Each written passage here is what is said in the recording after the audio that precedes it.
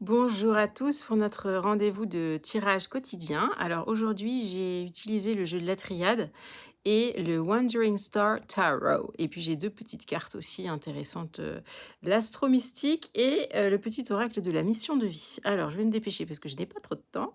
Alors la triade, qu'est-ce qu'elle nous dit la triade? Voilà, ok. Donc la triade, elle nous dit que se protéger, parce que souvent les personnes hypersensibles se disent comment je fais pour me protéger, etc.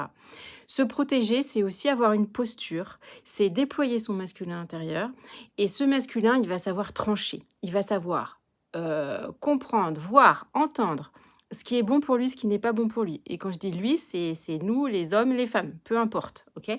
C'est donc placer des actions, c'est trancher, c'est dire non, c'est tourner des pages. C'est comme ça qu'on se protège, OK? Hem Et c'est important aussi, donc on a la carte silence et la carte équité, pour justement arriver à cette zone où on se sent équilibré, bien, en sécurité, parce que l'équilibre, en fait, vient induire une forme de paix intérieure aussi. Et donc c'est important, alors en même temps avec ce qui se passe avec ce cycle de la nature qui commence à s'endormir, et c'est la carte silence qui est sortie. Donc le silence, c'est aussi, ça nous permet d'aller dans une forme d'introspection pour pouvoir faire un bilan. Vraiment, c'est les énergies de Samhain, là, en ce moment, nous invitent véritablement à ça.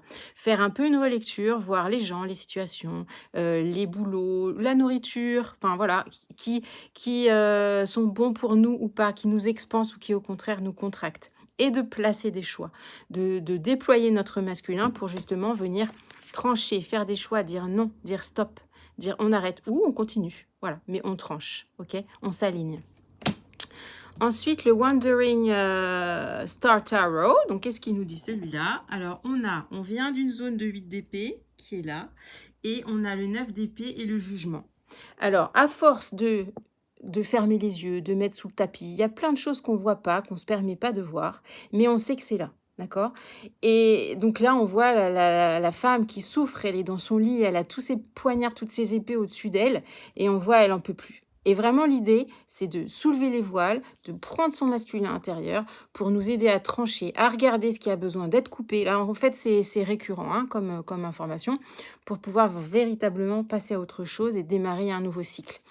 Carte ici, tourne-toi vers le soleil et l'ombre sera derrière toi. Donc c'est très opportun en ces temps-ci, justement, de pouvoir se tourner vers la lumière de plus en plus, s'y connecter, la vibrer et la rayonner. Voilà. Je vous souhaite une magnifique journée. Petit conseil de la mission de vie qui nous dit ta mission peut t'amener à te sentir isolée ou différente, mais tu n'es pas seule.